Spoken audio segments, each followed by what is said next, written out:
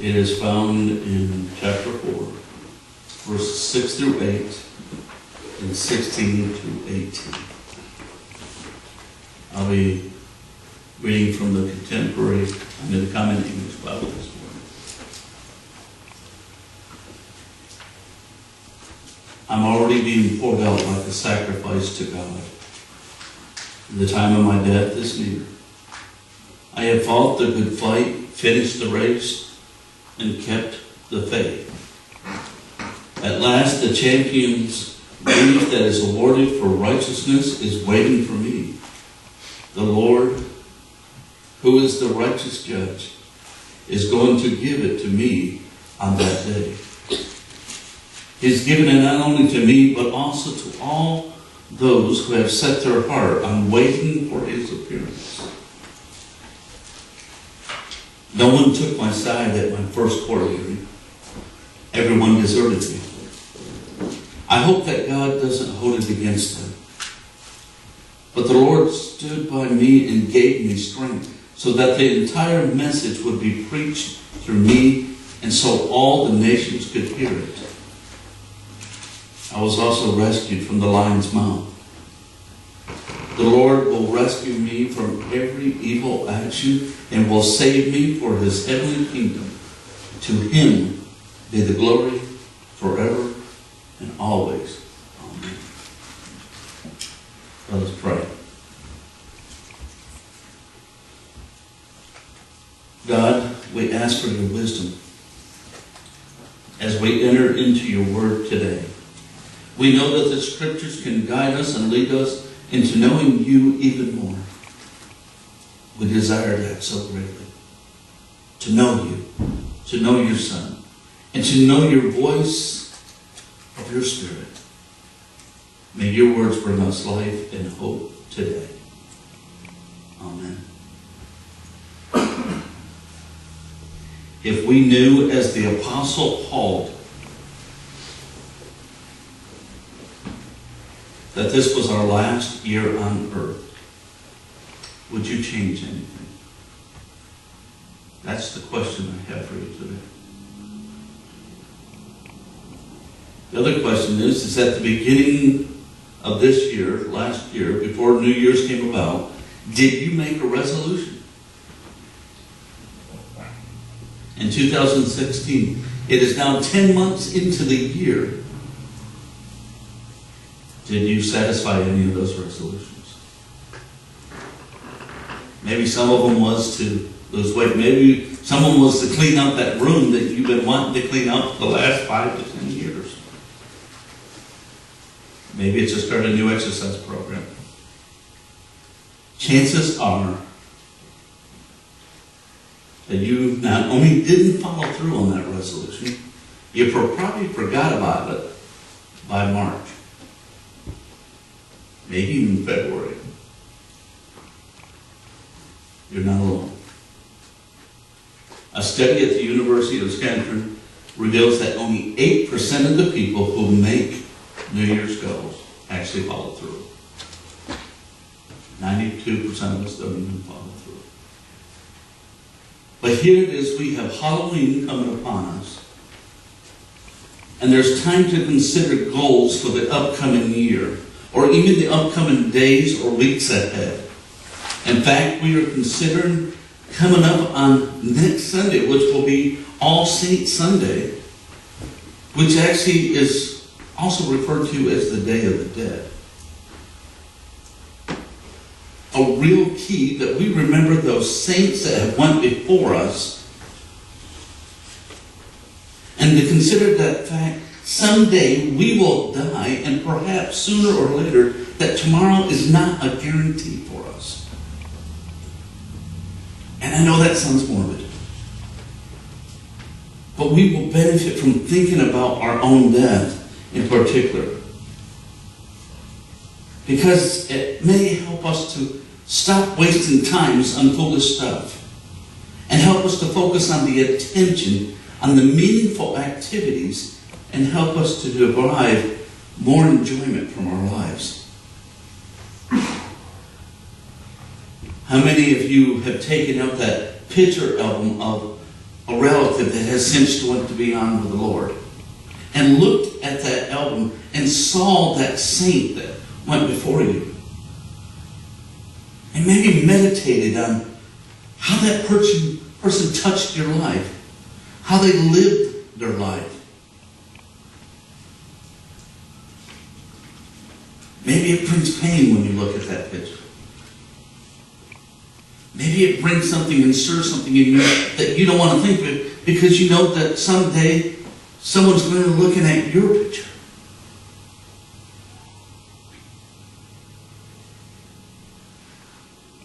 You see, the idea of this and pulling out your albums on this is not new. The New York Times and one of the contributing editor, Arthur C. Brooks, he says, years ago on a visit to Thailand, he says, I was surprised to learn that the Buddhist monks often contemplate on the photos of those who have passed.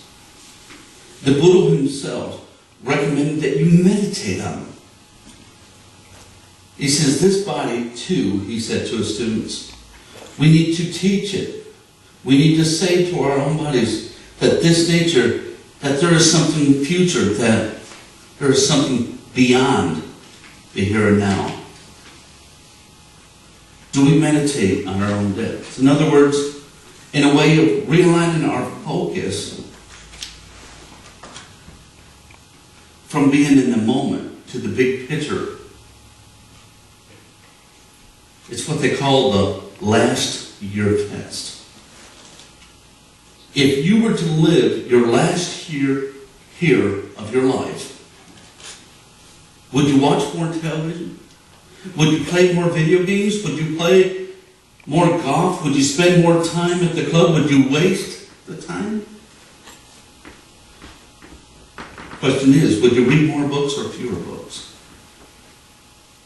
Would you spend more time or less time with your friends? Would you spend more time or less time with your family? Would you go shopping more frequently or less frequently? Would you take more walks or fewer walks with someone you love? Would you volunteer more or less? Would you attend worship service more often or less often? Would you eat more chocolate and ice cream or less chocolate and ice cream? And I think all the kids would say more ice cream. But for most of us, it's what's in the immediate that we normally go for. And it trumps the long term. And what should be meaningful?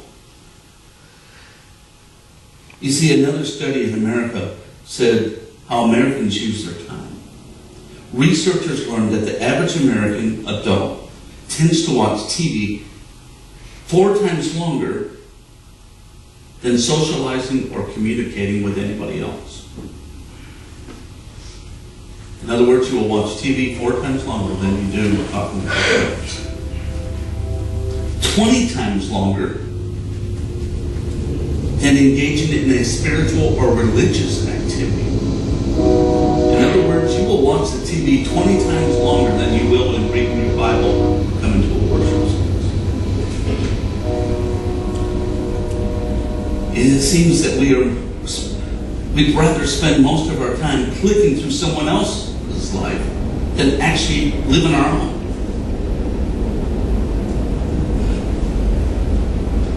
And that doesn't count the times and how many of us use the internet. That we go searching the internet. And the time of our life goes by. This misalignment between channel surfing and site surfing lifestyle is the desire that only causes regret.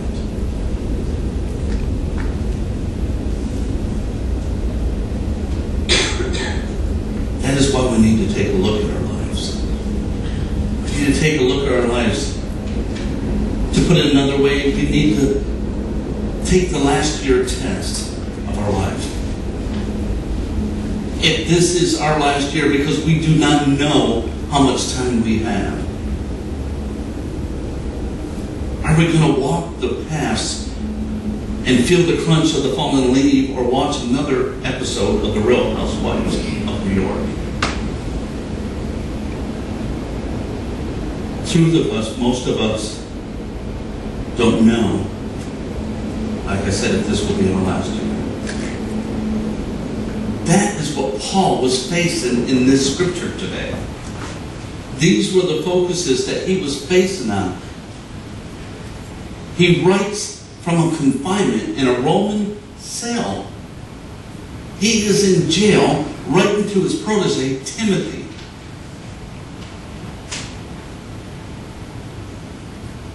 He is being persecuted by Nero. And you have to understand, with a Roman, because Paul was a Roman citizen, he had a choice of how he could die. He can either die through the crucifixion, or he can have his head cut off. Either way, he was going to die. And this is what he's facing. Because of his preaching of Christianity, because of his living of his life, he didn't know when his Christian life was going to end. And he's telling Timothy, listen, don't waste a minute. Live your life for Christ. Take every moment.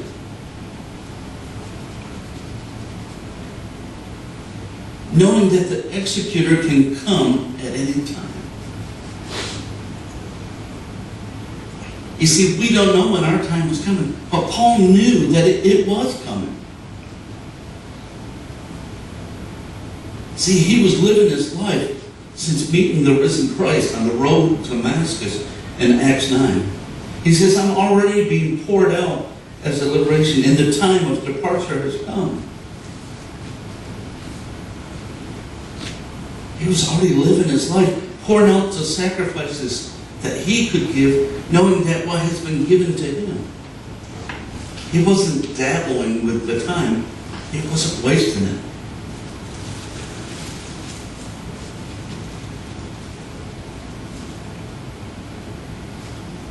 A friend of mine by the name of Ken Brewer writes this poem.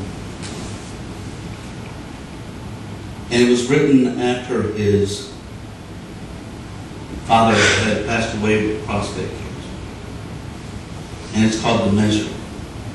He says, I measure my life in family who speak through tears, who serve me meals on a wicked tray, who pray and live and float. I measure my life in pine chickens, who entertain me in the feeders just outside my window, and Gus the schnauzer, who curls up next to me in bed. I measure my life in friends who do not know my sins, who hug my shrunken body, who break open my heart with words. I measure my life in cancer that has taught me how to measure my life.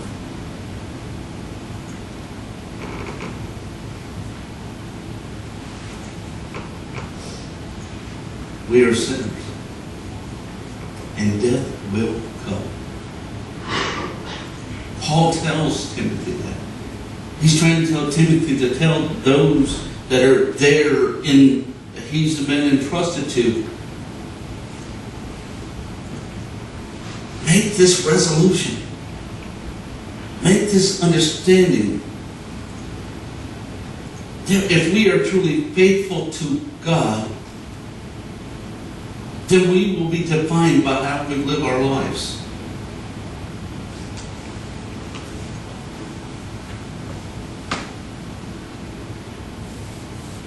Paul reminds us that the Christian and only real answer to the last year test is through faithfulness to God.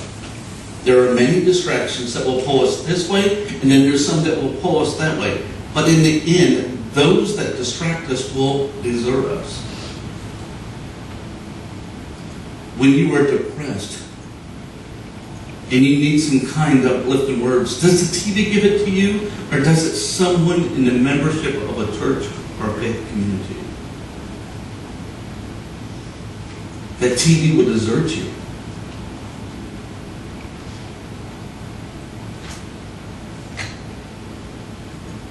Paul's listens those who have deserted him. He says, Demas and Alexander, the compromised, they deserted me. Their failures, their focuses. But those who were faithful didn't desert. No matter what the circumstance was. That's what he said about them. He was delivered from the mouths of the roaring lions and the evil attacks. In the end, Paul understands that the only prize, the only goal in life that really matters is that crown of righteousness that awaits for us when we cross over. And such a crown is not something we achieve on our own efforts. Because no matter what we do, we can't accomplish it. What we can accomplish, it will be in comparison to God's goodness and love, is living a life that is worthy of the gift that has been given to us. In other words, we live a life of faithfulness to Christ in response to the faithfulness that Christ gave to us. If we focus on his death and his resurrection, we come to realize that the death itself will ultimately be defeated. And the things we do in this life won't matter as much as what we will face in the eternal life. We have the eternal life ahead of us. But that doesn't give us permission to waste this life. Paul, he didn't seem afraid to die. He knew what was ahead of him. But he did want to use his time wisely to influence those around him. He invested the remainder of his time before his death in people like Timothy,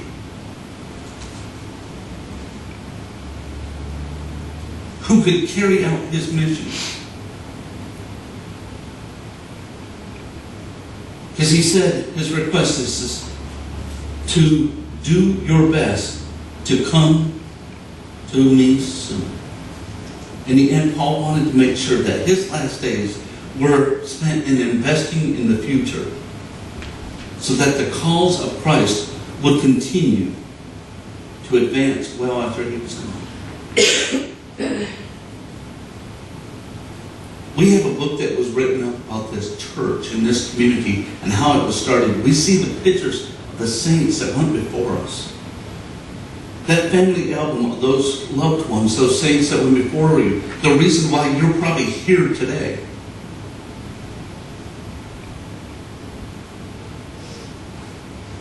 They give you a call to action.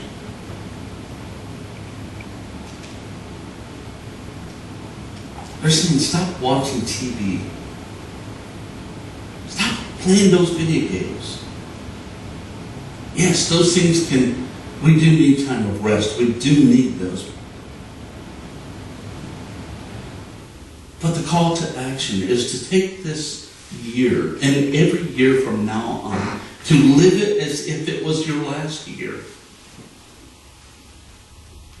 To reconsider how precious the time is that you have.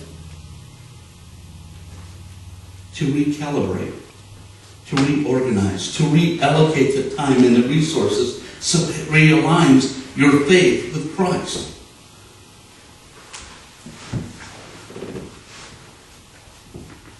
I can tell you, in 2003, when I was diagnosed with leukemia, MLA, and ITP, for 2 years, I faced an uncertainty of what life will be like. Not knowing when the day would be the end for me. And to have the gift of knowing that the cancer is in remission gives a whole new life to knowing how I'm going to use my days to come. I treat each day as if it was going to be the last.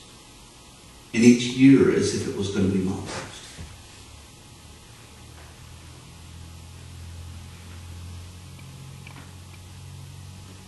are we taking the last year test to see if it may somehow alter the way we see our life?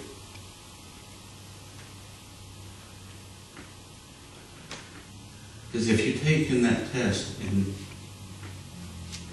nothing changes, you probably need to go back to the photo album and see some of those saints again and start meditating. Go to Paul and see how Paul lived his life. Because his life was living for Christ. We need to start rousing. And we need to start prioritizing. Because it is then and only then will we truly find the presence of God in our lives. Let us pray.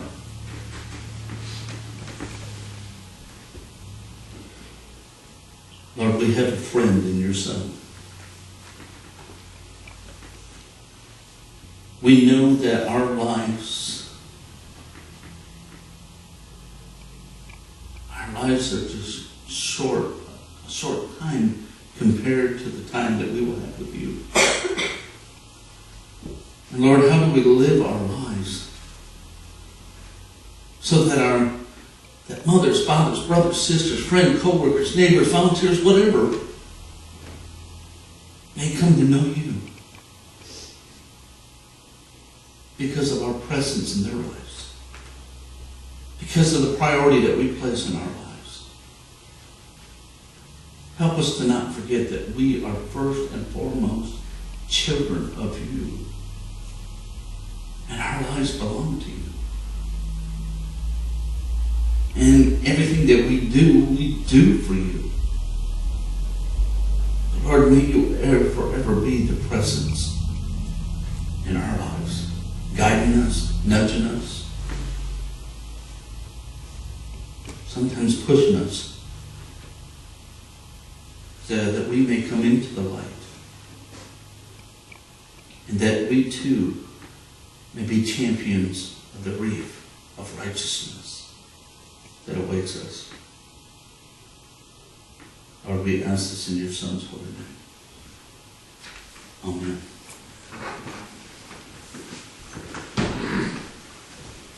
Our closing hymn is What a Friend We Have in Jesus. It is Psalm 526. It is a hymn of invitation.